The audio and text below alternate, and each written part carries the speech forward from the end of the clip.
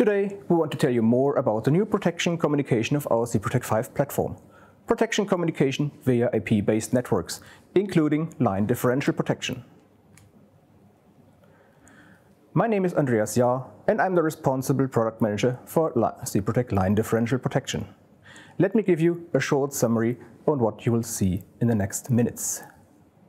We'll give you some hints why using IP-based communication is also applicable for protection communication. Then we will show you how this new communication media is realized within the SIPROTEC 5 platform. Main part of this presentation will be an example on how to configure IP-based communication with our new advanced protection communication. And you will see it is easy and intuitive.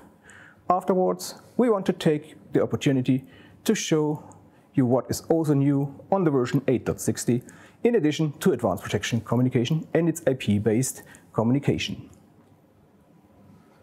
Now, why IP-based communication? Well, IP-based communication took over almost all kinds of communication, starting with simple things like text messages and emails, followed by voice, music and video streams. And this has some good reasons. Present IP-based communication offers a high bandwidth, allowing lots of data to be transmitted. As it is highly scalable, it is just pushed the classical serial communication like ISDN or similar out of the public communication market on applications like protection communication, which are very time sensitive and have a very low tolerance regarding lost information survived on serial communication. If you can afford to spend direct fiber optical connections for this, it still is one of the best possible solutions, but it's also the most expensive one. With years of experience, IP-based communication got more and more reliable and affordable, as IP-based communication networks are the new backbone of inter- and intra-substation communication, and it has proven to be performant and reliable. New features and services were introduced to transport the serial protection communication protocols over the IP network. Those well-established protection protocols are often called legacy protocols in the world of communication. We at Siemens think that the time is right for protection communication protocols to evolve from legacy to leading. Starting with firmware version 8.60, all modular SIPROTEC 5 devices are capable of using IP-based protection communication, including line differential protection. The recently released Ethernet BD2FO module is a designated communication module which will run the Advanced Protection Communication Protocol. This is a UDP IP-based protocol which carries the Siemens proprietary protection protocols as payload through the IP network.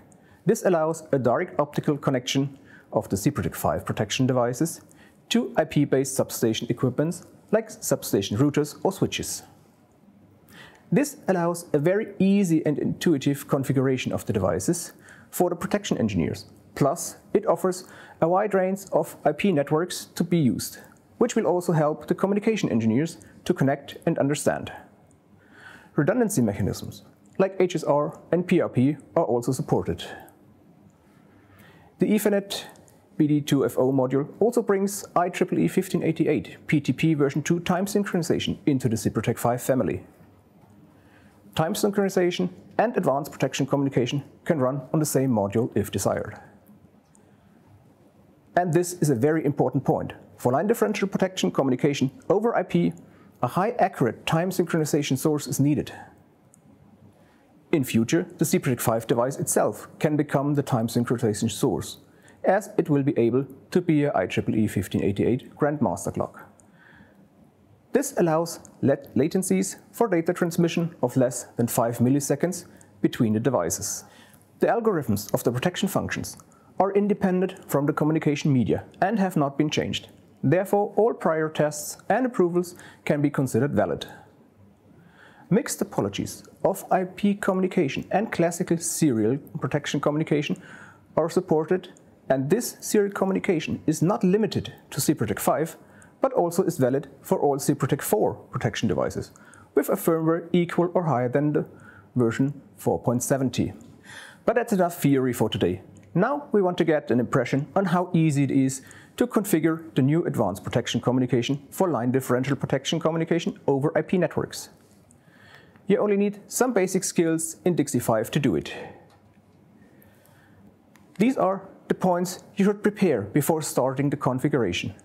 Decide on which external time synchronization source you have available and should be used. As IP-based protection communication is not deterministic if it concerns to transmission times, the classic ping-pong synchronization algorithms will not work accurate enough for good results. Now we have to talk to the guys from the comm department. Make sure that the IP network is already configured to get the following information. Get all IP addresses of the devices, respectively Ethernet BD modules used for the topology. And the UDP ports. Make sure your communication paths have a minimum bandwidth of 1 megabit per second, reserved only for your protection communication. That's all you need for a smooth start. Now let's get the hardware ready. If not already pre-configured, drag and drop the Ethernet BD 2FO module from the hardware library into your device. Now go to the settings and properties of the Ethernet BD 2FO module. Set the IP address at the IP interface chart. Next, go to Protocol chart and activate the Advanced Protection Interface Protocol, and if available, the IEEE 1588. Next step is for the settings. For the Protection Communication Interface, choose the desired UDP port, and for IEEE 1588, choose your type of clock. At the moment, only ordinary slave clock is available. Choose the profile your clock is working on. Should be a power profile at the moment, and maybe the sync domain. Now we set up the communication with our new Advanced Protection Communication. Drag the Advanced Protection Communication type you need from the library and drop it into your device settings. Go to Protection Interface 1 and assign the physical path, in your case the Ethernet BD 2FO module. Then go to Device Combination and choose which device of the topology is the local device. The IP address of the chosen device is then taken over automatically. The IP address of the other devices must then be set manually. As we are using the new IP-based protection communication for line differential protection, we need an external time synchronization, and this must be the same on both ends. To get the external time synchronization, drag the external synchronization from the Advanced Protection Communication folder of the library and drop it into the communication settings.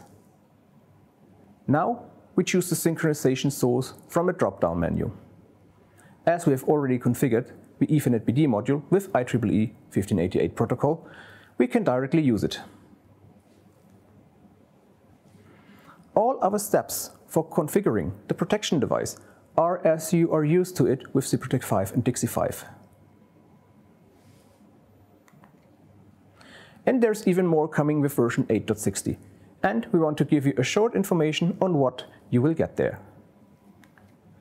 With version 8.60, it is possible to instantiate several independent protection communication topologies on one device. You can instantiate several line differential protection functions in one device. This enables you to protect parallel lines with only one device per side. The extension of line ends can now be configured directly in Dixie without taking care of significant features. You will only need some function points. We now support different sources for the high accurate time synchronization for line differential protection functions. IEEE 1588 PTP version 2 as power profile, electrical 1 PPS via port G as in the previous versions, and an optical I1 PPS via the 820 nanometer UARTs. You can freely configure which source you want to use. To sum up the last minutes, the Advanced Protection Communication on IP-based communication networks offers line differential protection communication with external time synchronization and other protection communication schemes even without external synchronization. With Advanced Protection Communication, you can benefit from the high flexibility and reliability of your IP-based communication network and take SIPROTEC 5 protection communication to the next level. That is the end of my presentation, and I want to thank you for your attention.